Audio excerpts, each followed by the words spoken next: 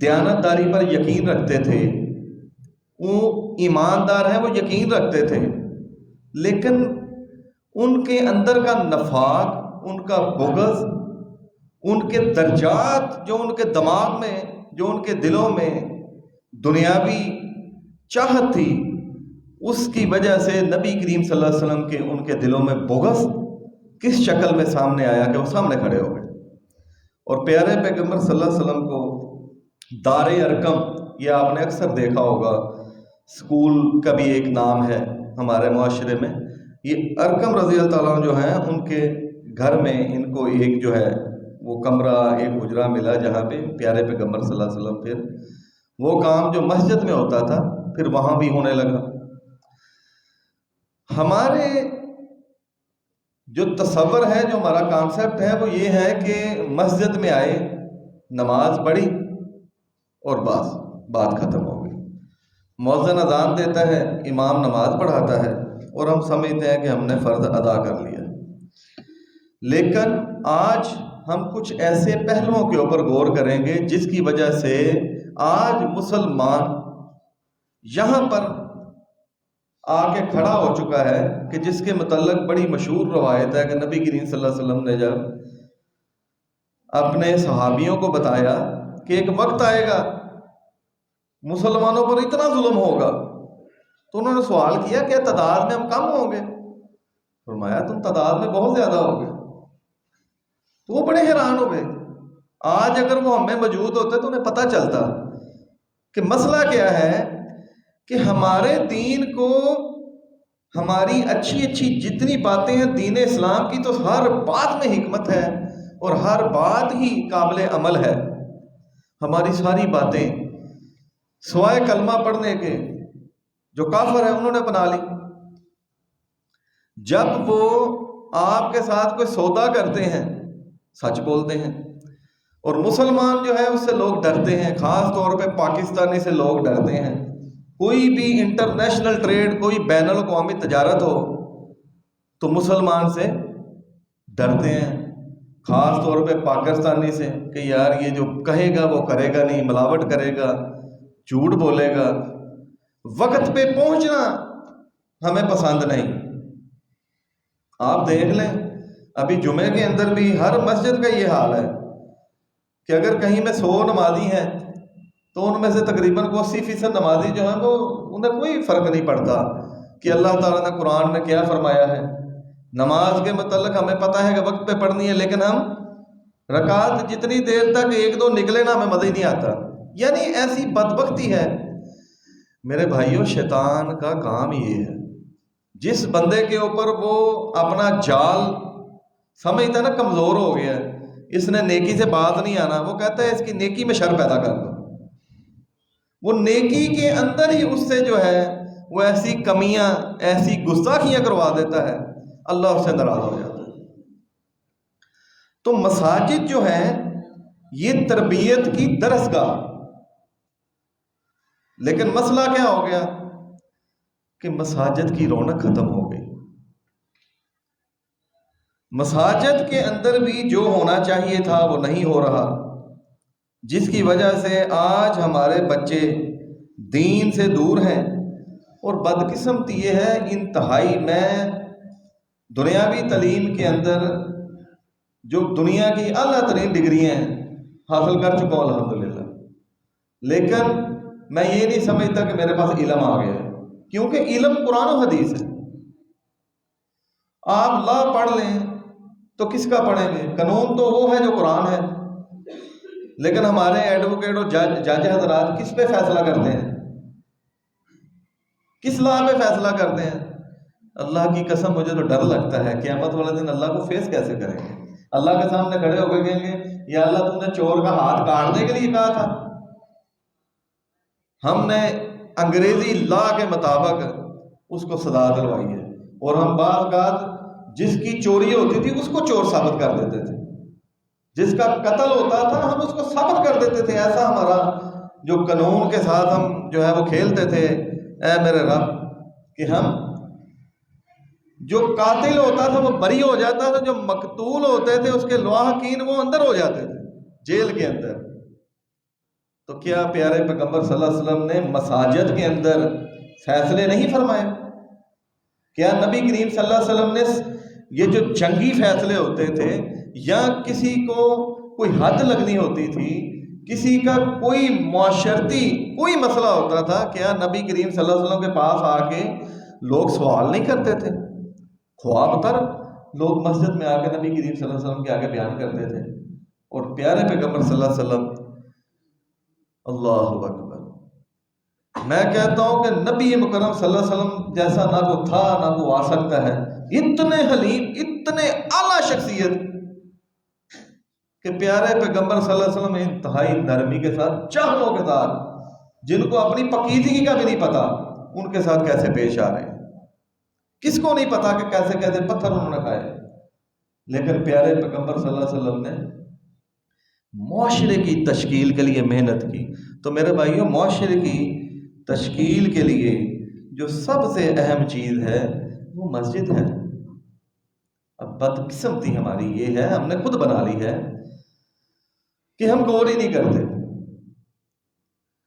ہمارے بچے سکول میں جاتے ہیں، ہم کہتے ہیں جی بچہ تعلیم حاصل کرنے گیا ہے، صبح 7:30 بجے یا 7 بجے ماں اٹھانا شروع کر دیتی ہے کہ بیٹا چلو لیٹ ہو جاؤ گی، استاد غصہ کرے گا، شرمانہ ہو جائے گا، یونیفارم پریس کر کے جانا ہے، اچھے طریقے سے صاف ستھرا نہا دھو کے جانا ہے۔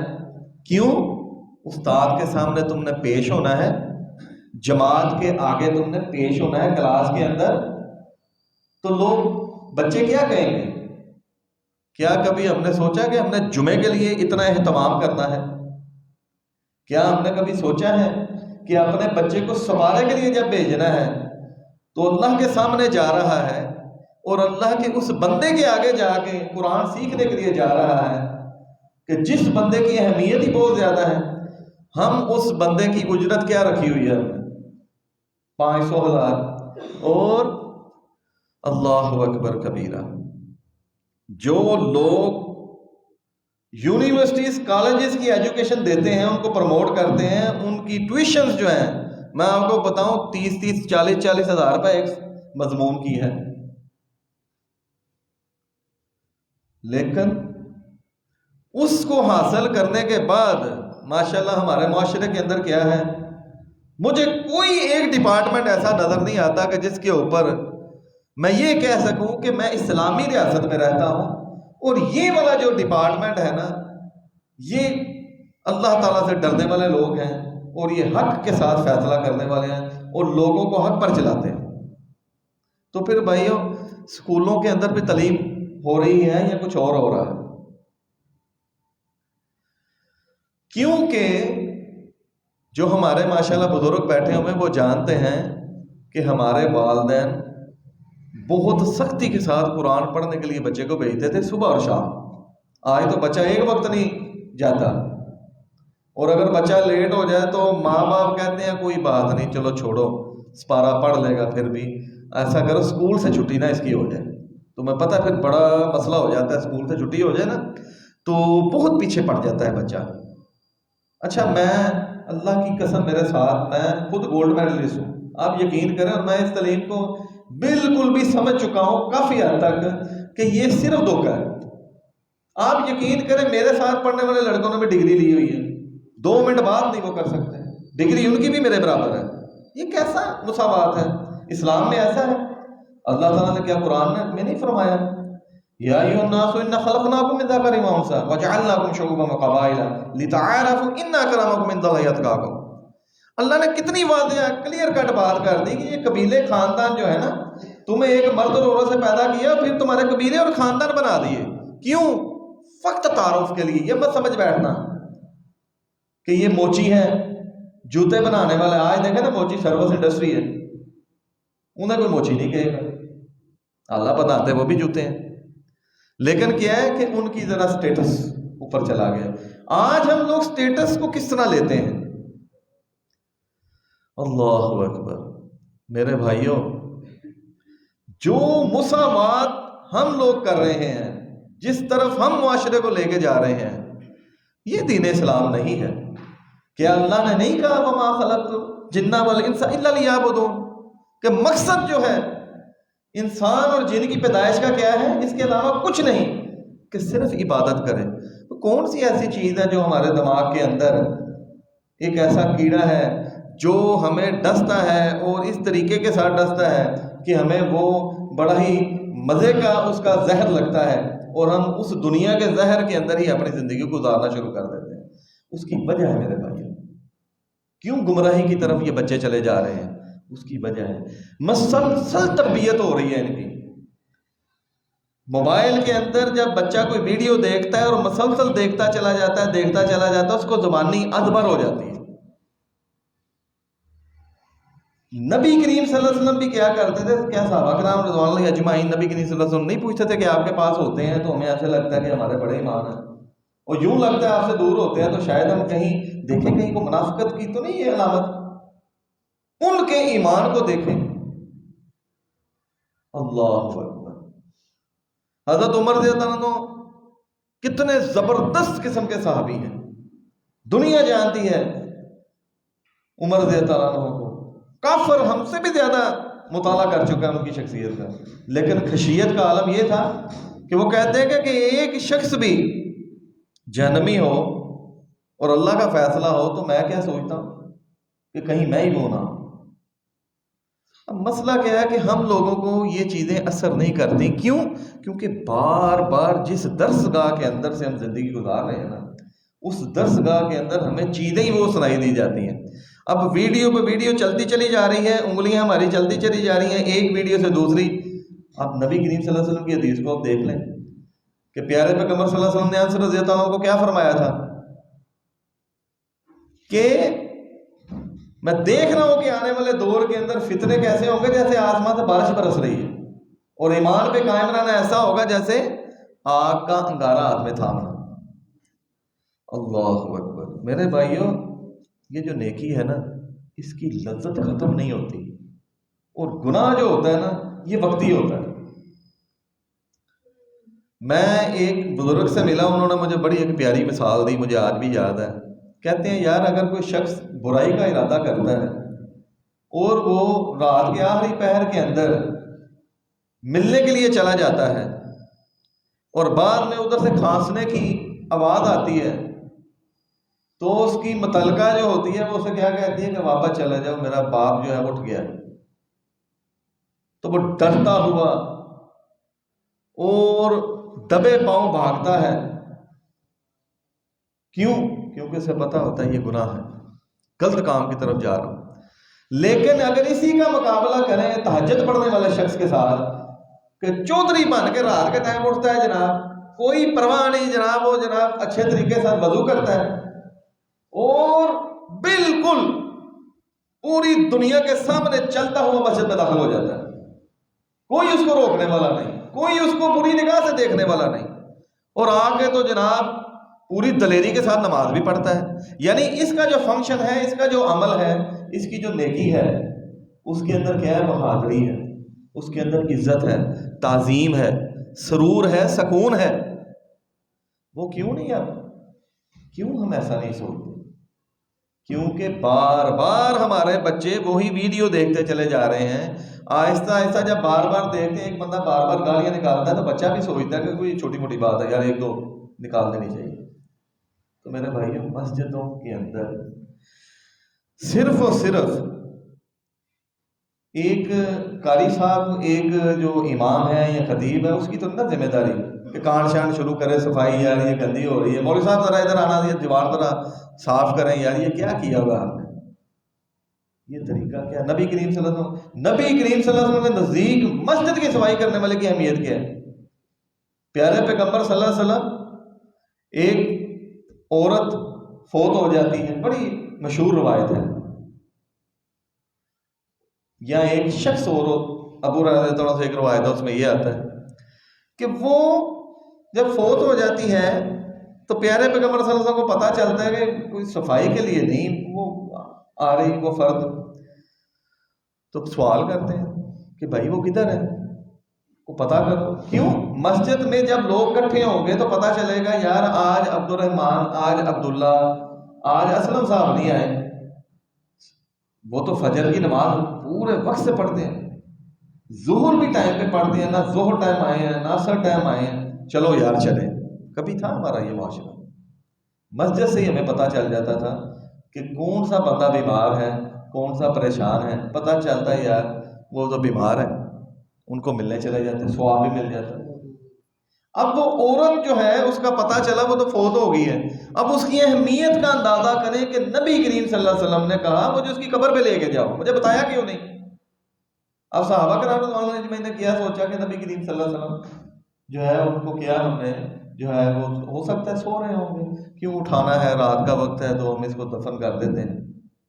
لیکن پیارے پیغمبر صلی اللہ علیہ وسلم نے قربان جائیں اتنا بڑا شخص ہو کہ دو جہان کے لیے رحمت للعالمین بنا دے اللہ تعالیٰ، اتنا مرتبہ ہو، اور وہ شخص ایک ادنا، ایک خادم، ایک صفائی کرنے والے کے لیے جا کے تو جنازے کے لیے دعا کرے، چھوٹی بات ہے؟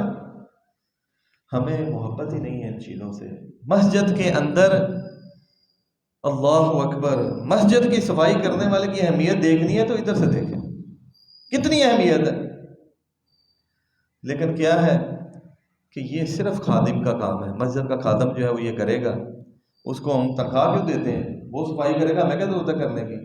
کوئی کچرا گرا ہوا ہے کسی بندے کی نہیں، الا ماشاء اللہ کوئی ہمت کرے تو شوق ہونا چاہیے. اللہ تعالیٰ ہمارے اندر یہ شوق پیدا کرے کہ ہم مسجد کی صفائی کیا کریں، مسجد کی آبادی کے لیے سوچ کے جائیں کہ یار آج وہ جو احسن ہے نا وہ نہیں آتا تو یار اس کو پیار سے سمجھاؤں گا تو مسجد آ جائے گا. اور بھائی ایک مرتبہ لے کے آؤ گے تو وہ نماز پڑھے گا، پھر وہ قرآن کی بات سنے گا، کوئی نبی کریم صلی اللہ علیہ وسلم کے فرمان کی بات سنے گا. تمہیں پتہ ہے کہ وہ جب تک زندہ رہے گا اس پہ عمل کرے گا، تمہیں بھی ساتھ میں اجر ملے گا.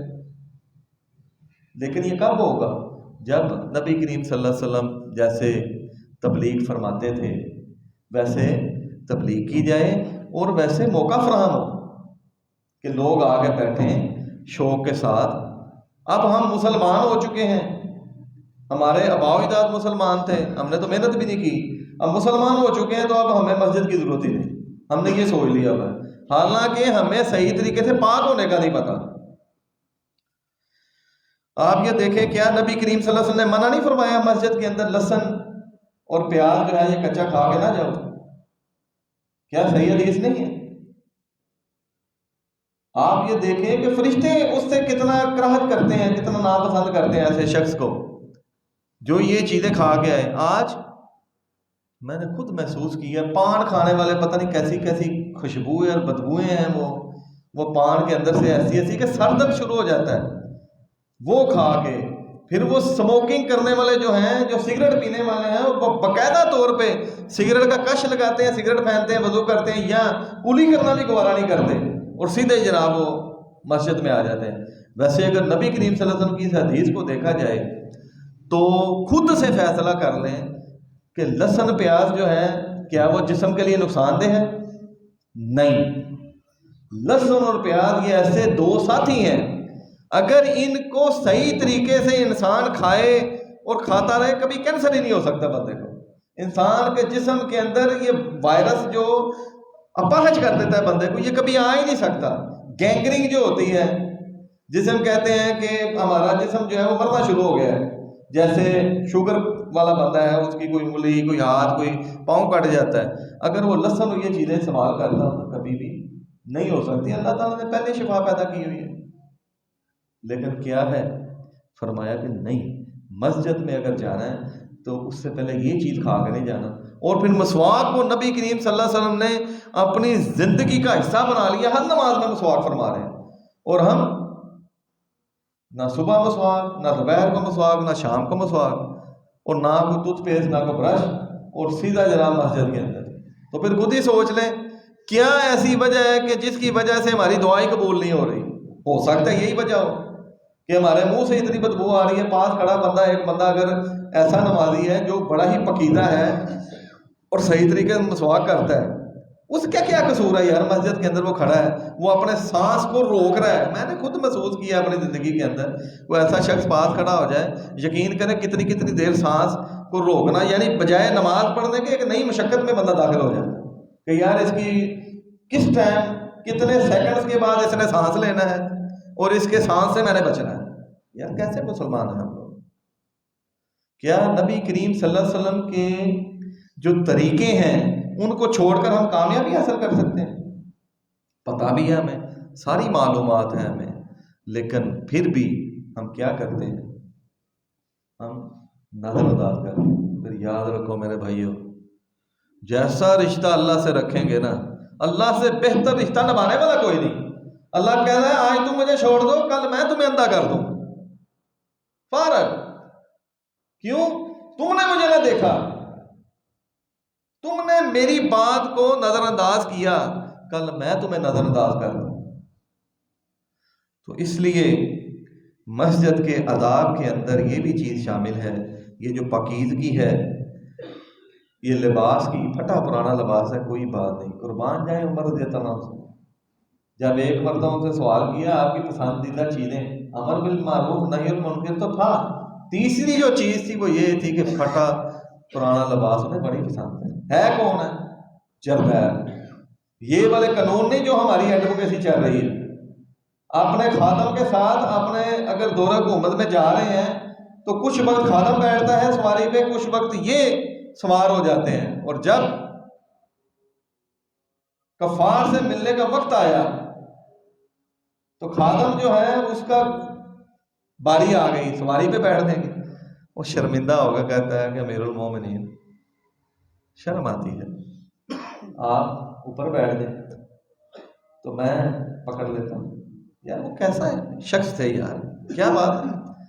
وہ کہتے تھے کل میرا بوجھ اٹھا لو گے، ان کی یہ ذہنیت تھی، کل کل کل کل کا سوچتے تھے. آج ہم کیا کرتے ہیں؟ صرف آج کا سوچتے ہیں. ساری زندگی گزر جاتی ہے ہماری گھر بنانے کے لیے، ہر بندے کی کوشش ہے گھر بن جائے. جس ٹائم بنتا ہے اللہ تعالیٰ کہتا ہے چلا آ جاؤ یار تمہارا وقت ہو گیا، اب اگلے کی باری ہے، اب تمہارے بچے اس میں رہیں گے، تم فارغ ہو. کیا فائدہ ہوا بھائی؟ تو اصل گھر کیا ہے؟ آخرت کے اندر. اور وہ کیسے بنے گا؟ نیک اعمال سے. اور بہترین جو آسان ترین طریقہ کیا ہے؟ مسجد میں پیسہ لگا دو، مسجد کو بنا دو. نبی کریم صلی اللہ علیہ وسلم نے متعلق عائشہ ذکر فرماتی ہے مزدور بن کے پیارے پیغمبر صلی اللہ علیہ وسلم نے مسجد میں حصہ ڈالا، مسجد بنائی. اپنے ان نرم خوبصورت نازک ہاتھوں کے ساتھ پیارے پیغمبر صلی اللہ علیہ وسلم پتھر کیسے اٹھاتے ہوں گے؟ اور ہمارا کوئی دھیان نہیں مسجدوں کی طرف. اسی کی وجہ ہے کہ جب باپ کی محبت نہیں ہوگی تو بیٹا کیوں مسجد میں جائے گا؟ اس کی محبت کیسے ہوگی؟ جب باپ خود سے اٹھے گا اور دیکھے گا اپنے بچوں کے سامنے کہ یار یہ گرد و لوت یہ نیچے گرد پڑی ہوئی ہے صاف کرے گا، یار بچہ خود بخود سوچے گا، وہ بھی شروع ہو جائے گا. جب باپ پسٹل سے گولیاں چلائے گا تو بچہ بھی چلائے گا. بچے اثر لیتے ہیں. تو پیارے پیغمبر صلی اللہ علیہ وسلم کے طریقے کو جب ہم چھوڑیں گے تو پھر ہماری بربادی ہوگی، پھر ہم ذلیل و رسوا ہوں گے. تو اللہ تعالیٰ سے دعا کرتے ہیں کہ اللہ تعالیٰ ہمیں پیارے پیغمبر صلی اللہ علیہ وسلم کے نقش قدم پر چلنے کی توفیق دے. صحیح مسلم میں روایت ہے، ابو ہریرہ رضی اللہ عنہ راوی ہیں، فرماتے ہیں کہ شہروں میں سب سے جو پیاری جگہ ہے نا اللہ کے نزدیک وہ مسجد ہے. اللہ تعالیٰ کو آپ کے سامنے بات آ گئی اس ٹائم الحمدللہ. دیکھیں نا ہماری ساتھ بات ہو جائے فارغ، لیکن ابھی ہماری نیکیاں چل رہی ہیں، ہمارا میٹر چل رہا ہے. جتنی دیر ہم بیٹھے ہوئے ہیں، نیت اگر دل میں یہ ہے کہ میں اللہ کے رحمت کے ساتھ اس کی مرضی کے ساتھ میں یہاں پہ بیٹھا ہوا ہوں کہ جیسے ہی جمعہ صحیح طریقے سے ادا کروں گا پھر میں نے گھر جانا ہے تاکہ میرا اللہ راضی ہو جائے، پھر تو میٹر چلے گا. اور اگر ذہن میں یہ ہے کہ یار عبدالشکور جو ہے نا اس کو پتہ چل جائے نا کہ اس نے جمعہ نہیں آج پڑھا، اس کو پتہ ہے پڑھتا ہی میں ادھر ہوں، تو مجبوراً بیٹھے ہوئے ہیں، تو پھر بھائی نیت سے چیزیں ملتی ہیں، اجر تو نیت سے ملتا ہے. تو فرمایا اللہ کے نزدیک جو سب سے بری جگہ ہے وہ بازار ہے. اور آپ یہ دیکھیں کہ ہماری زندگی کے اندر زیادہ وقت کہاں گزرتا ہے. اگر ہم نے کوئی بھی چیز لینی ہو تو بازار کے اندر کتنی مشقت، کتنی پریشانیاں. اور اگر اللہ سے خریدنی ہو جنت تو مسجد کے اندر آپ آئے ہیں، نماز پڑھتے ہیں، ایک ایک قدم پہ کتنے اجر ہیں. اللہ اکبر. آپ آتے ہیں نماز ادا کرتے ہیں، اجر ہی اجر ہے، آپ کے چلنے پہ اجر ہے، وضو کرنے پہ اجر ہے۔ ابو ہریرہ رضی اللہ عنہ ہی راوی ہے، اور وہ فرماتے ہیں کہ نبی مکرم صلی اللہ علیہ وسلم نے فرمایا اگر کسی شخص کے گھر کے سامنے سے ایک نہر گزرتی ہو اور وہ روزانہ 5 مرتبہ غسل کرتا ہو تو کیا اس کے جسم پر کوئی میل کچیل باقی رہ جاتی ہے؟ پیارے پیغمبر صلی اللہ علیہ وسلم کے قربان جائیں، وہ کیسے زبردست طریقے کے ساتھ ایک جسے کہتے ہیں جھٹکے الفاظ کے اندر مسالے پیش کر کے تو سمجھا دیتے تھے۔ اللہ اکبر۔ صحابہ کرام رضوان اللہ اجمعین نے آگے سے جواب دیا ہے کہ بالکل، یعنی کہ ایسے کیسے ہو سکتا ہے کہ محل کچیل رہ جائے؟ 5 مرتبہ اگر ایک بندہ غسل کر رہا ہے تو فرمایا جو بندہ روزانہ 5 وقت نماز ادا کرتا ہے، ورکعوا مع الراکعین کا لفظ آتا ہے قرآن کے اندر کہ رکوع کرنے والوں کے ساتھ رکوع کرنا ہے۔ اب کچھ لوگ ہمارے ماشاءاللہ ایسے بھی ہیں جو یہ سمجھتے ہیں کہ گھر کے اندر جو نماز بغیر کسی عذر کے ہی ہم گھر کے اندر نماز جو ہے وہ ادا کر لیں، انہوں نے عادت بنا لی ہوئی کیا ہے، مولوی نہیں مجھے پسند، یہ جو مولوی صاحب ہے نا یہ نہیں صحیح، تو اس لیے اب کیونکہ قریبی مسجد ہی ہے تو اب میں نے مسجد میں نہیں جانا۔ نہیں میرے بھائیوں، وہ مولوی صاحب بھی آپ کے ہی ہیں، آپ ان کو محبت سے ملیں، آپ ان کو پیار سے ملیں، آپ اپنے دل کی بات ان سے کریں کہ مولانا یار تھوڑا سا اس چیز کا خیال کریں، مجھے ایسے لگتا ہے، جس کی وجہ سے میرا دل دکھتا ہے، تو مسئلہ حل ہو جاتا ہے۔ کیا خیال ہے؟ تو یہ ایک درس گاہ ہے، اس کے اندر جب آپ نماز پڑھنے کے لیے آتے ہیں تو کیسا ہے کہ جیسے آپ پاک صاف ہو گئے۔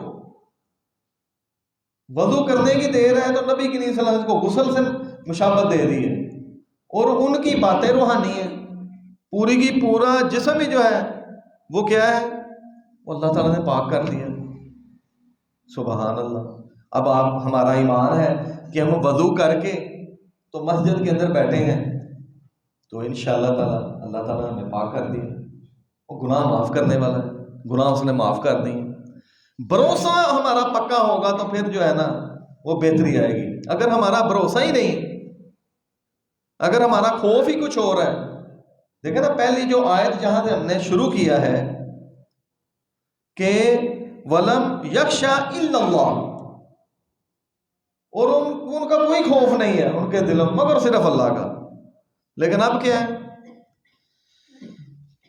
اگر میں آپ سے یہ کہوں کہ اس ٹائم جس مسجد کے لیے جنگ چل رہی ہے پوری دنیا میں، ہماری تو دنیا ہی ہے نا، دیکھیں فلسطین ہے، مسلم کتنے ممالک ہیں، جنگ وہاں پہ چل رہی ہے۔ سورہ اگر آپ اسرا کی 4 سے 8 تک آیت پڑھیں اور اس کی تفسیر کو دیکھیں کہ کیسے یہودیوں کو اللہ تعالیٰ غصے سے بتا رہا ہے کہ تم جو ظلم کرتے ہو، تم نے 2 مرتبہ یہ جھگڑے کرنے ہیں تو تمہیں ذلیل اور رسوا کیا جائے گا، اور اس کے بعد بھی اگر تم نے ایسے ہی اپنا معاملہ رکھا تو پھر بھی ذلیل ہو گئے۔ لیکن کیونکہ مسلمان جو ہیں وہ کمزور ہو چکے ہیں، اتنے زیادہ ہونے کے باوجود کھوکھلے ہیں، یعنی عمارت تو ہے ہماری لیکن ریت کی ہے، ہلکی سی ٹھوکر لگ رہی، محبت کوئی نہیں نا، محبت کوئی نہیں۔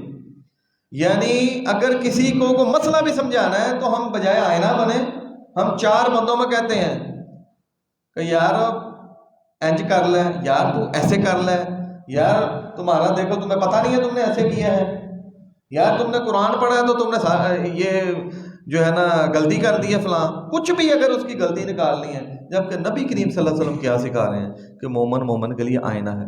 میرے بھائیو آئینہ کہتے کسے ہیں؟ کبھی ایسا ہوگا کہ آئینے پہ ہم جائیں اور اس کو توڑ دیں آئینے کو کہ یار یہ میری شکل جو ہے نا اس نے غلط دکھا دی ہے مجھے؟ ہمیں بلکہ کوئی بھی اس میں اپنی شکل کے اندر کوئی اگر مثال کے طور پر کوئی چہرے پہ کوئی چوٹ لگ گئی ہے، کوئی دانہ نکل آیا ہے، کوئی چہرے پہ گرد آلود لگ گئی ہے، کوئی نشان لگ گیا ہے، تو ہم آئینے کو کچھ نہیں کہتے بلکہ ہم اپنے عملی طور پہ دکھا رہے ہوتے ہیں کہ ہم آئینے کے مشکور ہیں کہ یہ ہمیں دکھا رہا ہے اور ہم اپنی صفائی کر رہے ہیں، ہم اپنی بہتری کر رہے ہیں، ایسے ہی ہے۔ تو آئینہ جو ہے وہ کیا کرتے ہیں، یہ تو نہیں ہوتا کہ آپ جب چلے جائیں تو آپ کی شبیہ باقی رہ جائے آئینے پہ. کبھی ایسے ہوا ہو کہ یار میں نے آئینے پہ دیکھا تھا، وہ 1 گھنٹے بعد وہ میرا دوست گیا ہے اسد، تو اس نے کہا یار وہ تمہارے چہرے پہ یہ چیزیں تھی میں نے ساری دیکھ لی ہیں، جو تم اندر سے وہ کر رہے تھے نا اپنی باڈی کو چیک، میں نے ساری دیکھ لی. ہوتا ہے ایسے؟ بدقسمتی یہ ہے کہ نبی کریم صلی اللہ علیہ وسلم کا فرمان ہے مومن کے لیے آئینہ ہے. ہماری غیبتوں سے دل ہی نہیں بھرتا. وہ آئینے کی طرح سمجھانا، وہ محبت کے ساتھ سمجھانا وہ ہمارے اندر ہے ہی نہیں. اور کہتے ہم یہ ہیں کہ نبی کریم صلی اللہ علیہ وسلم سے ہمیں بڑی محبت ہے. پیارے پیغمبر صلی اللہ علیہ وسلم جو ہے نا، وہ ان کی بات کے مطابق جو ہے نا میں نے بس چلنا ہے. لیکن پریکٹیکلی طور پہ کیا ہے، اس کے برعکس باتیں ہوتی ہیں. تو عزیز ساتھیو، جو شخص 5 مرتبہ غسل کرے گا، کیسے ہو سکتا ہے کہ پھر بھی اس کے جسم کے اوپر کسی قسم کی کوئی گندگی، کوئی غلاظت باقی رہ جائے، کوئی گرد باقی رہ جائے؟ کبھی بھی نہیں ہو سکتا. اسی طریقے سے جب ایک مسلمان 5 وقت نماز ادا کرتا ہے تو اللہ سبحانہ و تعالیٰ اس کو اسی طرح سے پاک کر دیتا ہے گناہوں سے اور شیطانی چیزوں سے. پھر اللہ سبحانہ و تعالیٰ، صحیح بخاری میں ایک روایت ہے کہ جس شخص نے اللہ سبحانہ و تعالیٰ کی خوشنودی کے لیے مسجد کو بنایا، اللہ سبحانہ و تعالیٰ جنت کے اندر اس کا گھر بنا دیتا ہے. اچھا، اب ہمیں ایسے لگتا ہے کہ جیسے جنت کے اندر گھر کون سی بات ہے، ہم اس سے بھی تسلی نہیں ہوتی ہماری. اور اللہ کے بھائیوں، وہاں پہ تو پتہ نہیں 50 سال تک ایک گھوڑا چلتا رہے تو سایہ نہیں عبور ہوتا. سایہ نا بلڈنگ کا، وہ اتنی بڑی بلڈنگ ہے. تو جو شخص یہاں پہ اہمیت دے رہا ہے عمارتوں کو، تو اللہ زیادہ ذہین، اللہ زیادہ سمجھدار ہے کہ ہم زیادہ سمجھدار ہیں. اللہ تعالیٰ کہتا ہے کہ اس کی تو اہمیت ہی کوئی نہیں دنیا کی. اس کی تو پیارے پیغمبر صلی اللہ علیہ وسلم نے بڑی پیاری مثال دی. فرمایا ایک جانور کا بچہ مرا پڑا تھا، فرمایا کہ ادھر آؤ، اس کو کون خریدے گا؟ سب نے ٹٹولنا شروع کیا، کیونکہ نبی کریم صلی اللہ علیہ وسلم نے کہا تھا ان کی بات میں حکمت ہوتی ہے. تو ٹٹولا تو دیکھا تو وہ کہتے ہیں اس میں تو بدبو آ رہی ہے، اس کو کون لے کے جائے گا؟ فرمایا اچھا، یہ جو دنیا ہے نا اللہ کے نزدیک اس سے بھی حقیر ہے. لیکن ہوتا کیا ہے، ہم دل سے اس کو تسلیم نہیں کرتے. سن لیتے ہیں مسئلہ، بیان کرنے والا بیان کر دیتا ہے، لیکن اس کے دل میں کیوں نہیں اترتا؟ کیونکہ نہ بیان کرنے والا اس کو صحیح طریقے سے فوکس کرتا ہے اور بار بار قرآن کی ریہرسل کرتا ہے، اور نہ ہی سننے والا کرتا ہے. اس لیے ہمارا معاشرہ ماشاءاللہ بربادی کی طرف جا رہا ہے. تو میرے بھائیوں، یہ جو مساجد ہیں یہ تعلیم کا ایک ذریعہ ہے، یہ بہترین درس گاہیں ہیں. پیارے پیغمبر صلی اللہ علیہ وسلم نے سب سے پہلے جو کام کیا، مسجد بنائی. کیوں؟ لوگ اکٹھے ہوں گے، ان کو تبلیغ کی جائے گی، ان کو بتایا جائے گا اسلام کیا ہے، وہاں پہ وہ سیکھیں گے. ہم کیا سیکھ رہے ہیں اسکولوں کے اندر؟ جو میں آپ کو پہلے بھی بتا رہا تھا، ہم سیکھتے ہیں کہ ایک بندے کو انگلش آتی ہے تو ہم سمجھتے ہیں بڑا پڑھا لکھا ہے. بھائی ہے تو وہ زبان، ریاضی کے سوال کر لیتا ہے، پڑھا لکھا ہے. سائنس کا اس کو پتہ ہے کہ پتہ جو ہوتا ہے اس کے اندر کیا کچھ ہے، کس چیز کے اندر کتنی انرجی ہوتی ہے، کتنی جناب اس میں پروٹین ہے. تو یہ ہم سمجھتے ہیں یہ علم ہے ہمارا، بڑا علم. حالانکہ یہ سارے جو ہیں یہ فن ہے، فنون ہے. جیسے میتھ ہے، ریاضی ہے، اس کا فن ہے.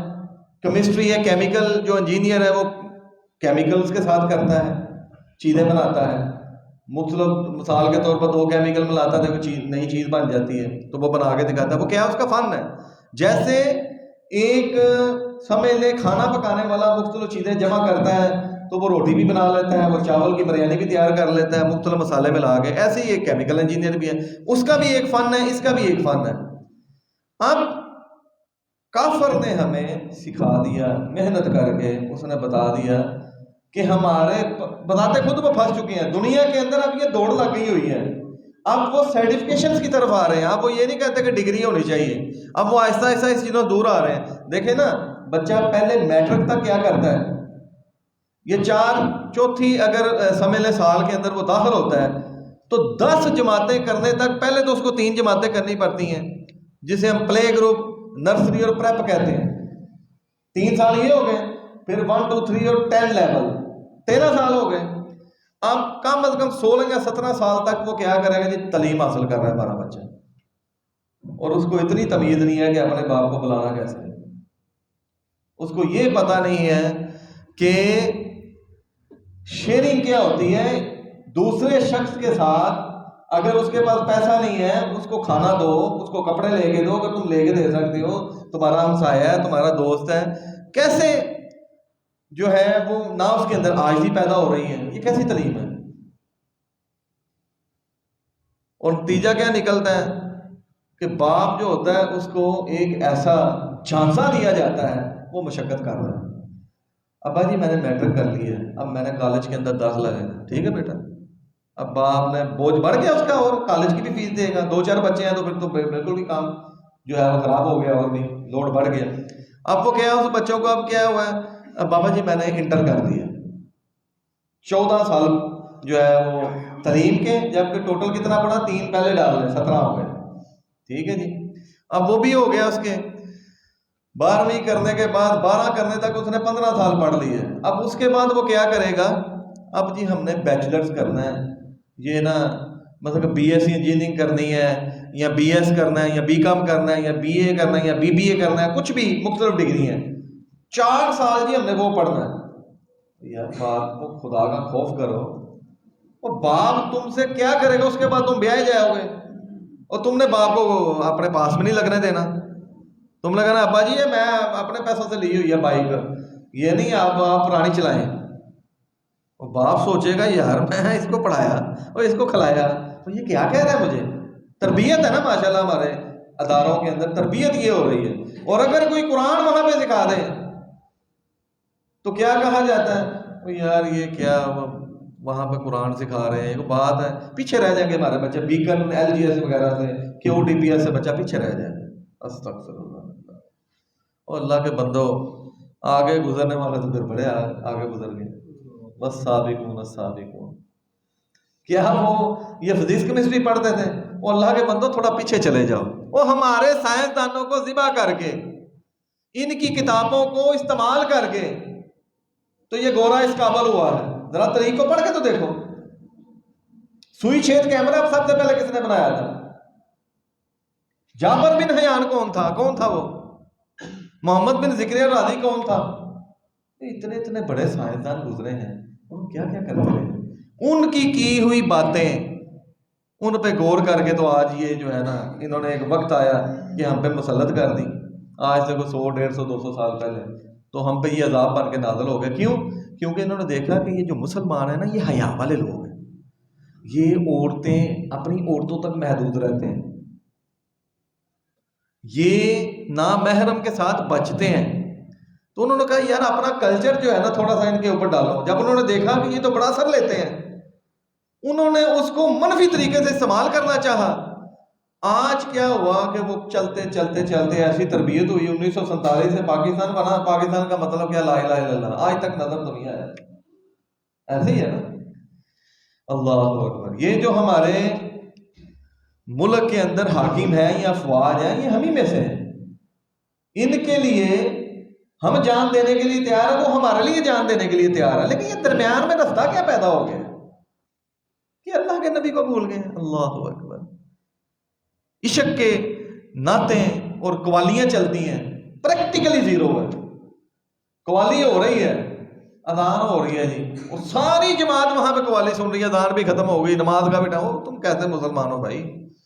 یہ اللہ کے نبی پتہ نہیں، یہ گہری باتیں ہیں، یہ آپ کو سمجھ نہیں لگیں گی. وہ ہمیں واقعی سمجھ نہیں لگیں گی، کیونکہ اللہ تعالیٰ نے اس کا عذاب بڑا سخت رکھا ہوا، ہم نہیں سمجھ سکتے.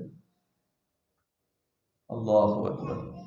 تو مسئلہ کیا ہے کہ ہمارے اسکولوں کے اندر سب سے پہلے ہماری اپنی کھچائی ہونی چاہیے. ہمیں پتہ ہونا چاہیے کہ ہمارے اسکولوں میں بچہ پڑھنے کیا جاتا ہے. ہم سمجھتے ہیں کہ علی بے سے یہ تک میرے بچے کو آ گئی ہے. ذرا جتنے لوگ بیٹھے ہوئے ہیں اپنی دیانتداری سے سوچیں. اگر ہمارا بچہ پہلے سال اسکول میں جاتا ہے، اس کو علی بے لکھنی آ جاتی ہے، اے بی سی وہ سناتا ہے، وہ پوئم بھی سنا دیتا ہے. ٹھیک ہے جی، بیبی بیبی یس بابا، یا اور کچھ پوئمز ہیں. جو عام ہیں وہ سنا دیتا ہے تو ہم کیا سوچتے ہیں؟ بڑا لائق بچہ. دیکھیں علی پہ بھی آ گئی ہے، گنتی بھی آ گئی ہے، 1 2 3 بھی آ گئی ہے. اب اس کے پاس ایک بچہ ہوگا جس نے کوئی سپارہ یاد کیا ہوگا. چھوڑو یار، ان پڑھے، ان جہل نو کی پتہ ہے. 2 منٹ تم اس کے ساتھ بات نہیں کر سکتے اور تم اس کو جہل کہہ رہے ہو. جس کو اللہ سبحانہ و تعالیٰ نے اہمیت اتنی دے دی ہے کہ تم سوچ بھی نہیں سکتے کہ اللہ تعالیٰ نے اجر اتنا لکھ دیا ہے کہ والدین کو تاج پہنایا جا رہا ہے قرآن کو یاد کرنے والے کے. کہاں یاد ہوتا ہے قرآن؟ ان مسجدوں میں. کتنے ہیں وہ یاد کرنے والے؟ انٹرسٹ، دلچسپی کوئی نہیں. اور اللہ کی قسم دل خون کے آنسو ہوتا ہے. وہ اللہ کے بندوں چھوٹے چھوٹے ہوتے تھے، وہ مسجدوں کے اندر قرآن پڑھا جاتا تھا، قاری صاحب قرآن سنتے تھے، وہ قرآن سکھاتے تھے. وہ کدھر گئے وہ قاری صاحب؟ مار دیا ہے ہم لوگوں نے، مار دیا ہے. اور بھائی قاری صاحب کو 18 سے 20,000 روپیہ دو، 25,000 یا 30,000 روپیہ دو. وہ غریب کیسے یار چلے گا؟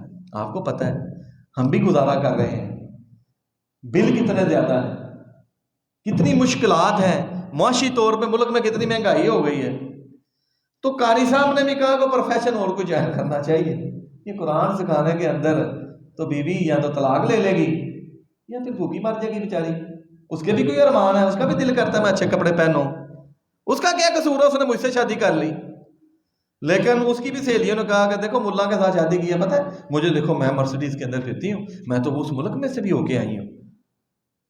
اللہ ماشاء اللہ کوئی بڑی دلیر اور بڑی کوئی نیک ماں کی بیٹی ہوگی جو آگے سے جواب دے گی کہ بے شک میرا شوہر جو ہے وہ نبی کریم صلی اللہ علیہ وسلم کے نقشے قدم میں چل رہا ہے، میں سوکھی روٹی کھا لوں گی لیکن مجھے اس دنیا کے اندر انٹرسٹ ہی نہیں. کیوں؟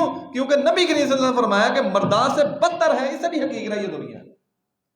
لیکن میرے بھائیوں صرف آپ سوچ لیں، ہم بچوں کو پڑھانے پہ اور گھر بنانے کے اوپر فوکس ہے ہمارا.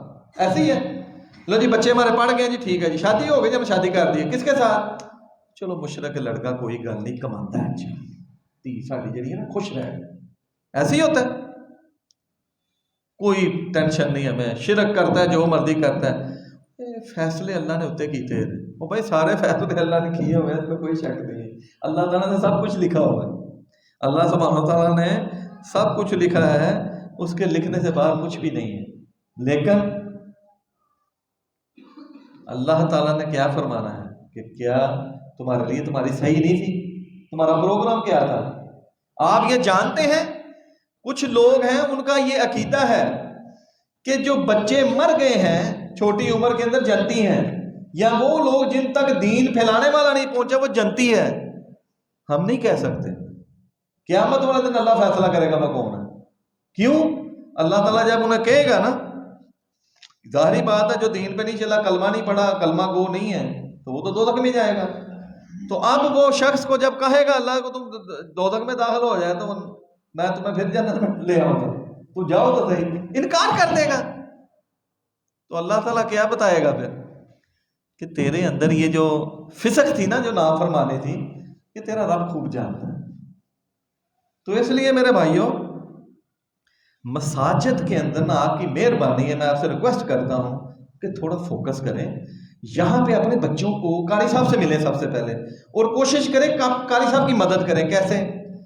قاری صاحب دیکھیں مجھے کیمسٹری آتی ہے، مجھے میتھ آتا ہے، مجھے انگلش آتی ہے، میں 5 منٹ جو ہے نا فلاں وقت میں نکالوں گا، بچوں کو 1 2 چیزیں بھی کراؤں گا، اور قرآن کے ساتھ یہ بھی سکھائیں، تاکہ یہی بچہ اینڈرائڈ سیٹ کے ساتھ بجائے کہ بری ویڈیو اچھے کارٹون بنائے جن کے اندر دین سکھایا جائے، جن کے اندر اچھا میسج جائے.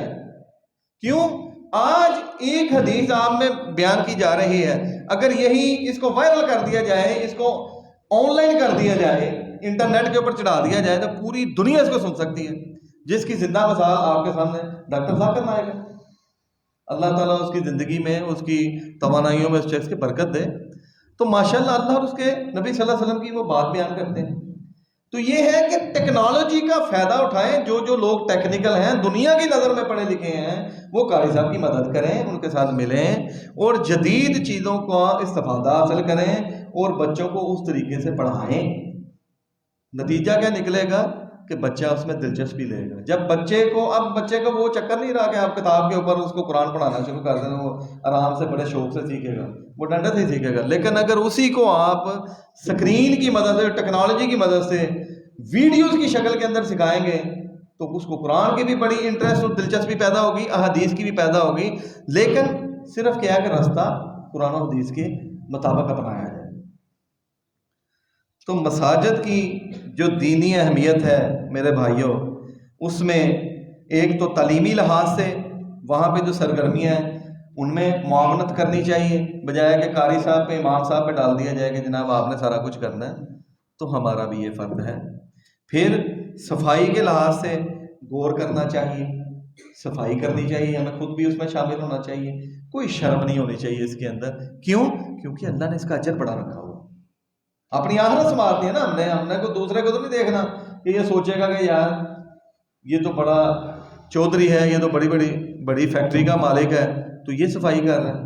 نہیں، آپ کریں گے تو اس کے دل میں بھی شوق پیدا ہوگا کہ یار اتنا بڑا بندہ ہو کے صفائی کر رہا ہے تو یار مجھے بھی کرنی چاہیے، مجھے شرم آنی چاہیے. کیا خیال ہے؟ پھر پاکیزگی اختیار کرنی چاہیے. مومن پاکیزہ ہوتا ہے، منہ سے سمیل نہیں آنی چاہیے. اگر کوئی مسئلہ ہے تو ڈاکٹر سے رجوع کریں، حکمت سے رجوع کریں اور وہ ختم کریں اپنے معدے کا، اور اپنے آپ کو صاف ستھرے طریقے کے ساتھ مسجد میں لے کے آئیں تاکہ پاس بیٹھا شخص دم گھوٹ کے نہ بیٹھے، وہ تکلیف کا شکار نہ ہو. کیونکہ مومن وہ ہے، مسلمان کا کیا کام ہے؟ المسلم من سلم المسلمون من لسانہ و یدہ. مسلمان تو وہ ہے جس کے ہاتھ اور زبان سے دوسرا محفوظ رہے. اس کے بعد ایک اور روایت ہے کہ نبی کریم صلی اللہ علیہ وسلم فرماتے ہیں وہ لوگ جو طریقی میں مسجد کا رخ کرتے ہیں ان کو نور کامل کی بشارت ہے، اور وہ نور انہیں قیامت کے وقت حاصل ہوگا. پتہ چلے گا نا جو لوگ طریقی کیا ہے. دیکھیں جیسے فجر ہے، فجر کی نماز آپ کو پتہ ہے اندھیرے کے اندر مسجد جانا چاہیے. اور جو لوگ جس کا دل مسجد کے ساتھ اٹکا رہتا ہے، لیکن نا 7 لوگ ہیں نا جس کو اللہ نے اپنا سایہ نصیب کرنا ہے روز قیامت، جب سائے کوئی نہیں ہونا. تو ان میں سے ایک وہ ہوگا جس کا دل مسجد کے ساتھ اٹکا رہتا ہے. نماز پڑھی، اچھا یار زور پڑھ لیے تو اثر پڑھنی ہے، اب اثر جو ہے نا، اور کام کیا ہے مجھے؟ کوئی نہیں، چلو جو کام چھوٹا موٹا ادھر موبائل پہ میں دیکھ لیتا ہوں، مسجد کے اندر ہی میں رہتا ہوں، چلو جی. یہ وہ شخص ہے جس کا دل مسجد کی طرف چلا گیا. اگر آگے مغرب کا ٹائم ہے تو ساتھ ساتھ گھڑی دیکھتا ہے کتنی دیر میں اذان ہونی ہے، اتنا ٹائم رہ گیا، یار میں جلدی سے وضو بنا لوں. ہم کیا کرتے ہیں؟ ہم ویڈیو بھی دیکھ رہے ہوں گے نا تو ہم ویڈیو دیکھیں گے، اور عین وقت جب اذان ختم ہو جائے گی اس کے اینڈ والے کلمے پھر بھاگیں گے، اور پھر کیا ہوگا؟ یار تھوڑا یورن آیا ہوا ہے، یورن نہ کر لوں. ہاں یار یہ تو اللہ کے نبی نے فرمایا ہے کہ یورن جو ہے نا وہ اگر آ جائے تو پہلے اس کو کرو پھر نماز پڑھو. اب اس کو پہلے نہیں یاد تھا. اب نماز کے ٹائم کے اندر وہ پورا وقت اپنا ضائع کرے گا، اور وہ پیشاب کے اوپر وہ ٹائم لگائے گا، پھر وہ طہارت اختیار کرے گا، پھر وہ وضو کرے گا اور ملے گا السلام علیکم ورحمۃ اللہ کے اوپر. چلو یہ نماز ختم ہو گئی. اب کیا ہے؟ میں قاری صاحب دیکھتا ہوں کوئی بندہ اگر مل جائے تو جماعت کرا لیتے ہیں.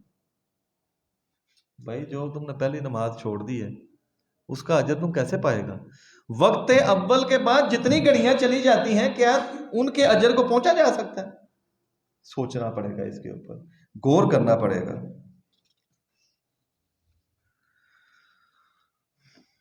تو وقت کی پابندی جو ہے، نماز کی یہ جو نبی کریم صلی اللہ علیہ وسلم کے قربان جائیں، جس طرح سے انہوں نے لائنیں ہماری بنوائی ہیں دنیا کے اندر کوئی نہیں بنا سکتا. جتنی مرضی بڑی صف ہو، نبی کریم صلی اللہ علیہ وسلم طریقہ بتا دیا کہ ایسے سیدھی کھڑے ہونا.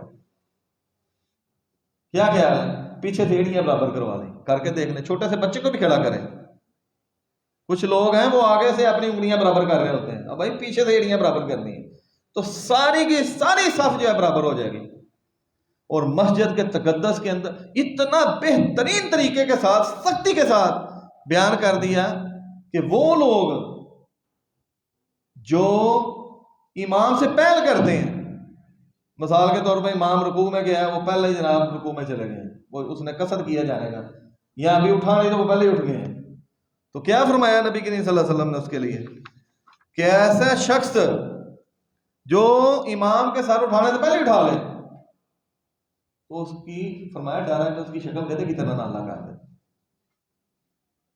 پھر رکوع کا طریقہ، امام جو ہے اس نے جب کہنا ہے، جب اس نے رکوع کرنا ہے پھر آپ نے رکوع کرنا ہے.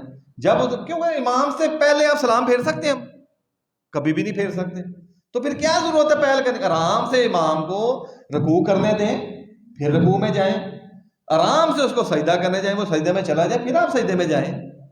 فائدہ ہی کوئی نہیں. یہاں تو آپ نے ٹھیک ہے نا کر سا میں پڑھ لی تو یہ اللہ تجھے کا آتا ہے تو میں چلو میں اپنی مکا کے جاؤں. ایسے ہو سکتا ہے؟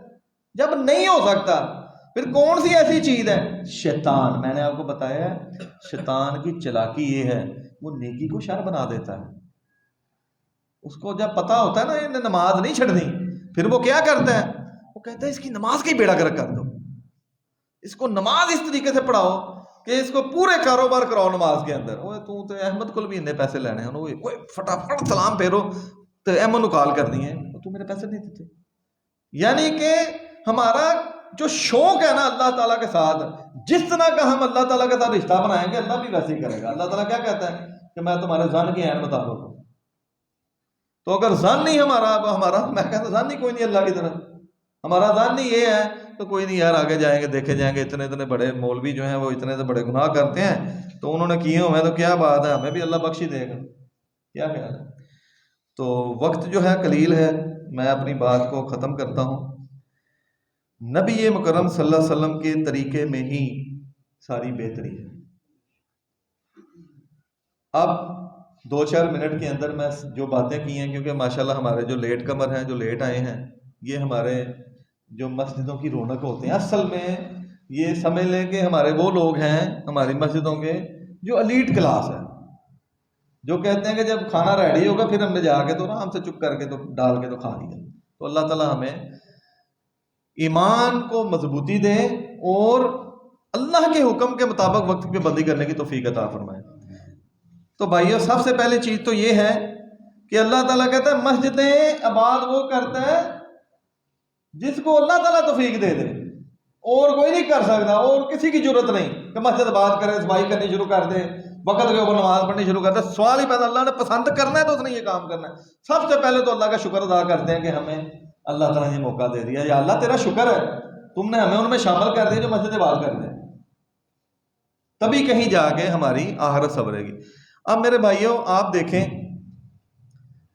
کہ مساجد کی اہمیت کے ساتھ ساتھ ایک مسجد ایسی ہے جس کے اوپر اس ٹائم حملہ ہو چکا ہے، پتہ نا آپ سب کو، اور وہ یہودی ہیں.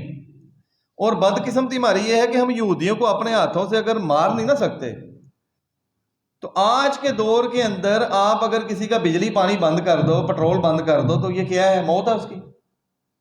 لیکن ہم ان کو زیادہ پٹرول ڈلوا کے دیتے ہیں. کیوں؟ سردی آ گئی یار، پیپسی کی گاڑی جو ہے نا لاسٹ ٹائم بھی لیے تھی، پیپسی کی 2 گاڑیاں کنٹینر منگواؤ. اور بھائی کس کا ہے وہ؟ اس کا پرسنٹیج کس کو جائے گی؟ پیپسی ہے، کوک ہے، کوئی بھی بیوریجز ہیں، ٹھیک ہے. بیوریجز کسے کہتے ہیں؟ یہ جو مشروبات ہیں جن میں یہ گیس وغیرہ ہوتی ہے، ساری بیوریجز میں آتی ہے. تو کوئی بھی بیوریجز ہیں، کوئی بھی بوتلیں ہیں، یہ کون بنا رہا ہے؟ یہ پیچھے سے اسرائیل ہے، ٹھیک ہے. جو کبھی بھی اللہ نے قرآن میں فرمایا آپ کا جو ہے وہ یہ کبھی دوست نہیں ہو سکتا. بھائی اللہ کی بات کو چیلنج کر رہے ہو ان کی مدد کر کے. آپ بسکٹ خریدتے ہو، چیک کرتے ہو کبھی کس کمپنی کا خرید رہے ہو؟ آپ کوئی مشروب خریدتے ہو، کوئی بھی کھانے والی چیز خریدتے ہو، اب یہ دیکھیں میکڈونلڈز ہے، KFC ہے، اس کا آپ لوگوں نے کیا ہے نا جب بائیکاٹ، تو رزلٹ کیا؟ چیخیں نکلی ہیں ان کی.